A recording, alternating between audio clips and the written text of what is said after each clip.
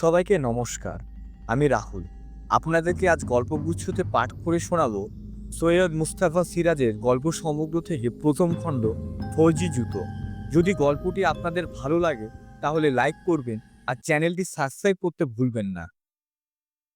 কোনো মানুষকে না দেখলে জীবন সম্পর্কে নৈরাজ্য জাগে, যেমন বাবুরাম সাহান।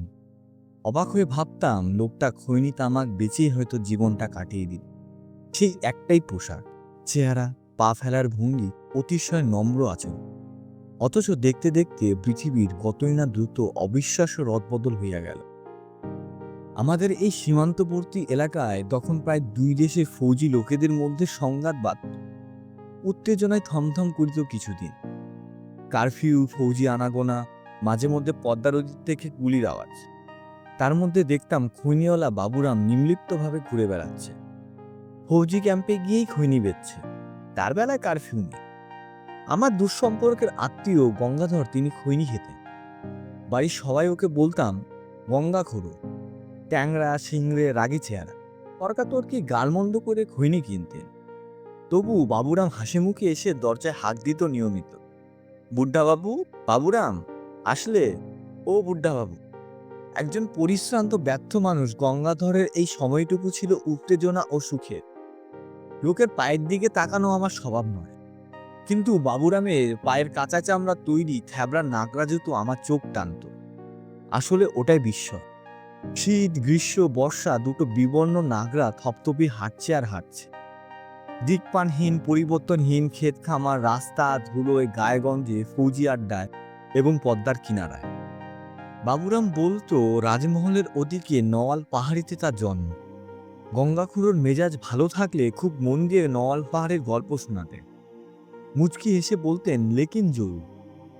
বাবুরাম বিনীতভাবে বলতো, জরু কি কাম বুড্ঢা বাবু। জরু মানে ঝামেলা। তাছাড়া একটা মূর্খের ঠিক মতো রুটি জোটে না।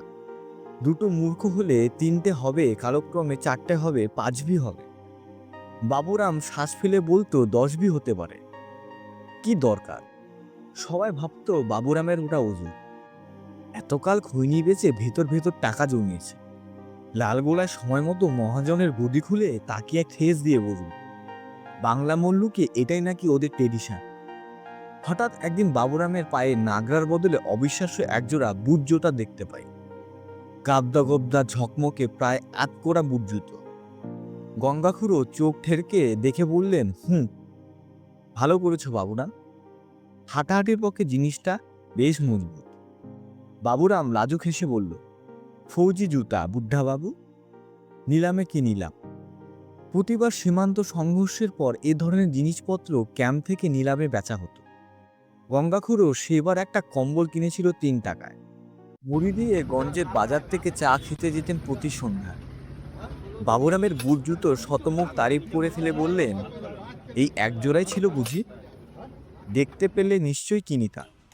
আমার ছোট ভাই ছোট্টু বাঁকা ঠোঁটে বলল, আমি বেড ধরে বলছি ওই বুটে রক্তের ছাপ লেগে আছে। আমি অবাক। বাবুরাম ফ্যাল করে তাকিয়ে রইল। গঙ্গাখুড়ো রুষ্ট হয়ে বললেন, মানে? পদ্মার চরে কোনো সোলজারের ডেড বডি থেকে খুলে এনেছে। ছোটকু মুচকি হাসল।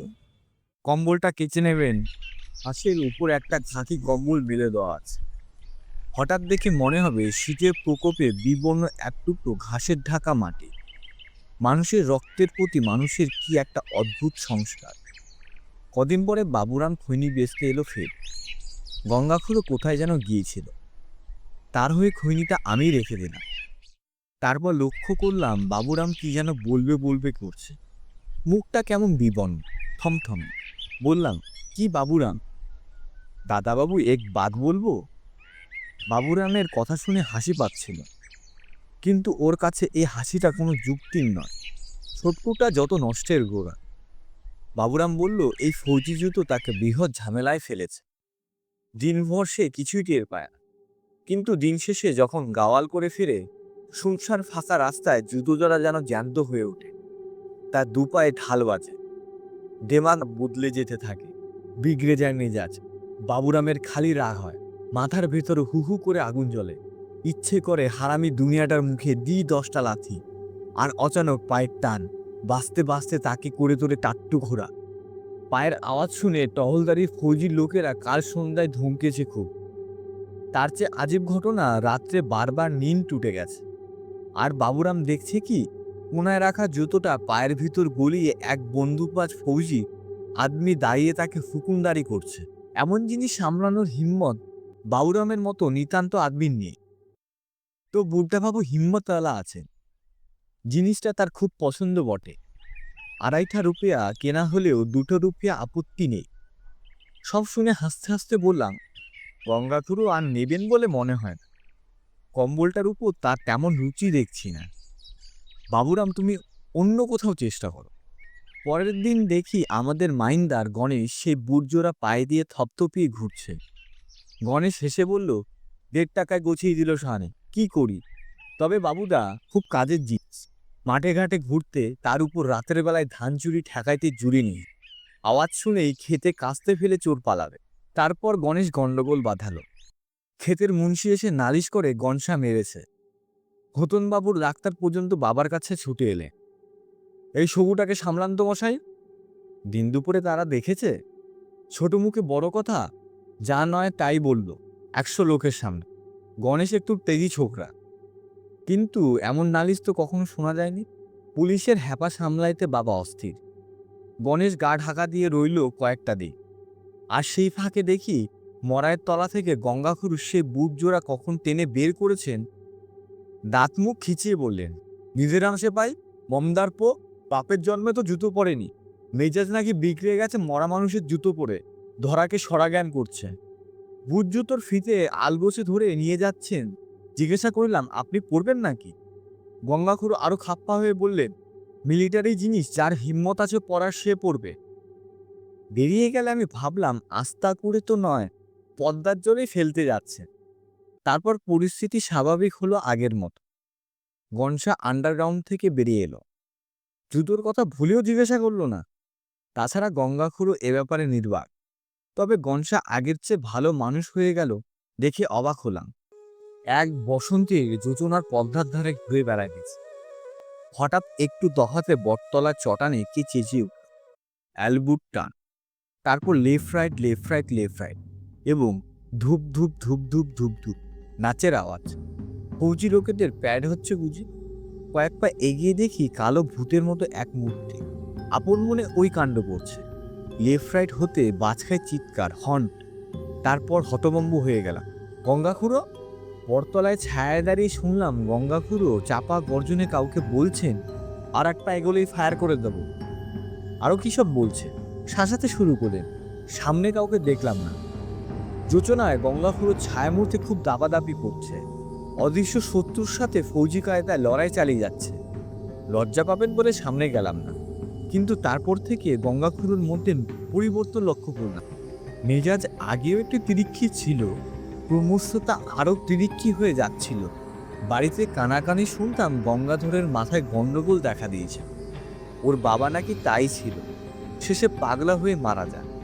আমার সন্দেহ এই ভুতুরে বুট জোড়াই এর পেছনে, কিন্তু আমার কথা কেউ বিশ্বাস করবে বলে মনে হয় না।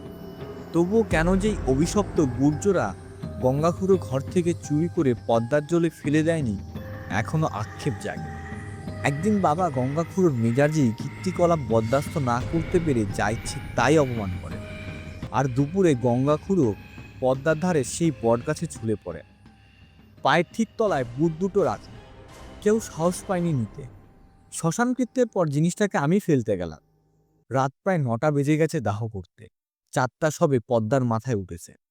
হঠাৎ মনে হলো, সত্যি এই জুতো জোড়া ভুতুরে নাকি নেহাত আমার মনের ভুল। বাবুরাম খৈনিওয়ালার মতো। সে নিরক্ষর মানুষ, আমি লেখাপড়া জানা ছেলে। আমার মনে কেন কুসংস্কার থাকবে?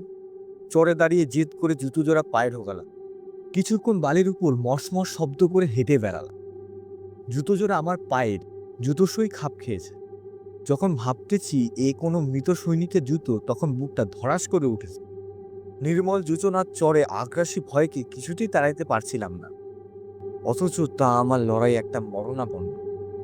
মরিয়া হয়ে উঠেছিলাম ক্রমশ। এ লড়াই আমাকে জিততেই হবে। ধূপ ধাপ শব্দ করে চট্টার এ প্রান্ত থেকে ও প্রান্ত আমি দাপতে হাঁটতে শুরু করলাম। তারপর টের পেলাম যেন আমি অন্যের অনুগত। এই হাঁটাহাঁটি এ লড়াই কোনো কিছুই আমার নয়। ভীত বিপন্ন কোণঠাসা প্রাণীর মতো আমার মাথার ভিতর আমি গুটিয়ে বসে আছি। আমার শরীর অন্যের হুকুম তামিল করছে। লেফট রাইট, অ্যালবার্টো টান এবং লেফট রাইট, হাতে অদৃশ্য রাইফেল। আমার পরনে ফৌজি পোশাক, মাথায় ইস্পাতের হেলমেট। আমার সামনে ঘাপটি মেরে এগিয়ে আসছে ফৌজি দুশ্মন। আমি গুলি না করলে সে গুলি করবেই। ফায়ার! আমার সারা শরীরের ভিতরে গম গম করে উঠল নিষ্ঠুর চিৎকার। চিৎকার করে বললাম ফায়ার!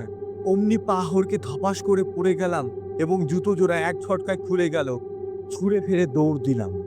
নিজের স্যান্ডেলটা কোথায় পড়ে রইল তা দেখার সাহস ছিল না। এর কিছুদিন পরে বাবুরাম সাহানি খৈনিওয়ালার পায়ে আমার এই স্যান্ডেল দুটো দেখি। কোন মুখে বলি এ দুটো আমার? জিজ্ঞাসা না করলে বাবুরাম বলল, বাবুদা যা ভাবছেন তা নয়। এই জিনিস ফৌজির নয়, এ এক রাখালের কাছ থেকে আটানি দিয়ে পায়ে পড়েছি।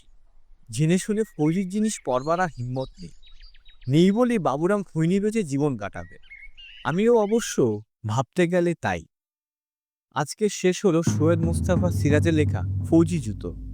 আর গল্পটি ভালো লাগলে একটি লাইক করবেন আর চ্যানেলটি সাবস্ক্রাইব করতে ভুলবেন না।